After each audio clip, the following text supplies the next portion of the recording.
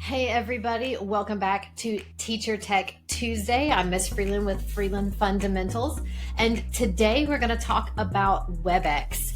Our district does not allow Zoom because of the security issues that they had recently, and Google Meets comes with its own issues and reduced capabilities. So I've recently discovered there's a lot of capabilities on WebEx that people might not necessarily know about. And so here's some reasons why you should maybe consider using that instead of defaulting to Google Meets if you're not allowed to use Zoom in your district. So the website is simple enough. It's just webex.com to make your own WebEx account. The free version allows up to 50 minutes of recording time. If your school or your organization happens to have an enterprise account, then you have unlimited recording time, but you can always just start a new session if you need some additional time. The free version allows up to 100 participants, which is the same as Google Meets. But the enterprise version allows up to 200 participants. You get a personal room link with both the free and the enterprise version whenever you sign up for WebEx, and you can reuse that link. You can adjust the ending of the URL to customize it so it's easier to remember, or it's more representative of maybe your grade level or your subject or what you're using it for. So you can customize that and reuse that link at any time. You can record the meetings directly to your computer if you'd like to save them on your computer, or if you save them to your online suite, then you can generate a URL where you can easily share that file online. Google Drive supposedly has a limit to how many times a video can be viewed in a day. So if you're using Google Meet, if you're saving those recordings to your Google Drive, and if you have more than whatever that cutoff number of views is, if you have more students than that, then they might start getting error messages saying that the video cannot be viewed if it's already been viewed too many times in one day. So this link can be shared with anyone, and it can be viewed as many times as you would like.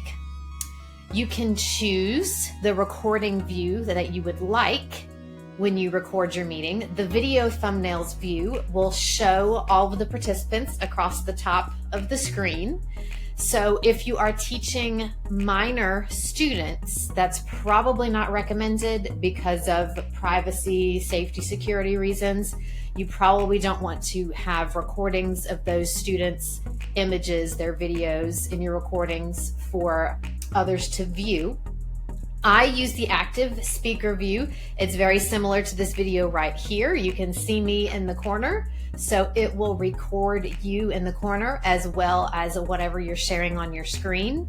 Or if you're a little camera shy, you can use the content only view, and it will just share what you're recording on your screen or what you're sharing on your screen. If you're not sharing anything, then it will revert back to that video.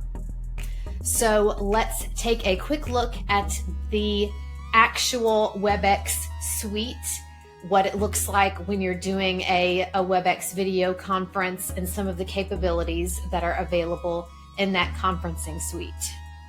All right, so here we are in the WebEx conference platform, and we're going to take a little look about some of the things that we can actually do within WebEx. So since I don't have any participants in with me right now, it might look a little different. There won't be participants, and some of the options on my end might be grayed out since I don't have any participants to interact with. So let's take a quick look. So here is where you can end the meeting in File. You can open a poll to start a poll, but I will note that the polling option is not available on the free version. It's only available on the enterprise version. You can share content through the share menu option up at top, but you can also, we'll look at that on the bottom menu as well. There's a couple places to do things each way.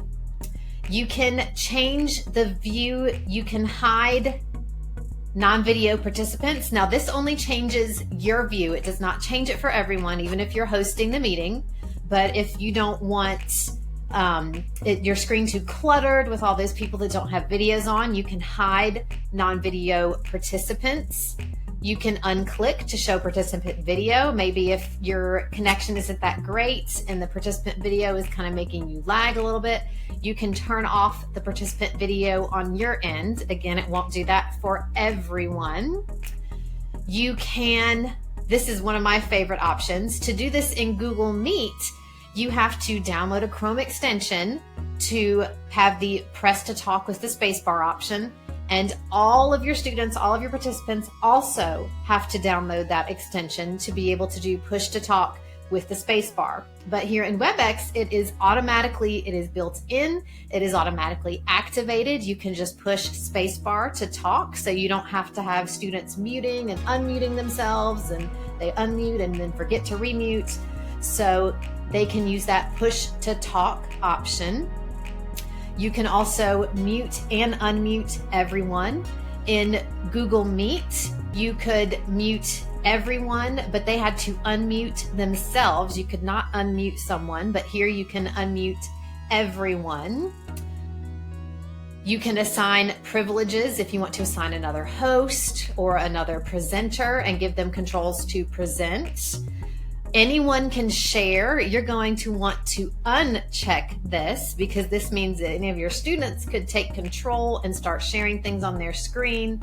So you're going to want to make sure that is unchecked so you don't have some random screen shares popping up. You can start the recording here or in a couple other places. If you do not have lock meeting already set, you can lock the meeting. So it will automatically lock after whatever time you set. You can do that in your online controls, set it to lock after 5, 10, 15 minutes. So that means anyone trying to log in after that, you will have to manually let them in. So you'll know who is late to your live meetings. Or if you don't have that set automatically, you can manually lock the meeting if you want to. So down here, of course, we have turn your video and your microphone on and off. This arrow here would be your sharing content, of course, recording, your participants chat. And then here, if you have the enterprise version, this is where you would poll. So you'll notice when you start sharing content in WebEx, you now have your menu bar up at the top. A lot of the options are the same as what you had below in the other view, except you've got your stop sharing button to end the share. And you'll also notice there's this annotate button. So the annotate button will allow you to change your pointer from an arrow pointer to a laser pointer. You can add text to the screen, start typing anywhere on the screen. You can draw different kinds of lines. You can add shapes, change from pen to a pencil, change the color of your ink. You can erase the annotations. If you allow other participants to write on the screen, then you can erase either just your annotations or everyone else's annotations. And you can save the annotations. Maybe if you're teaching a lesson and your students gave some really great input through their annotations, you can save those annotations and download those in a file. So I hope you found out some new and exciting things you can do with WebEx, and that maybe it will meet some of your needs if you are not able to use Zoom or you're looking for something a bit more robust than Google Meets. Have you used WebEx with students?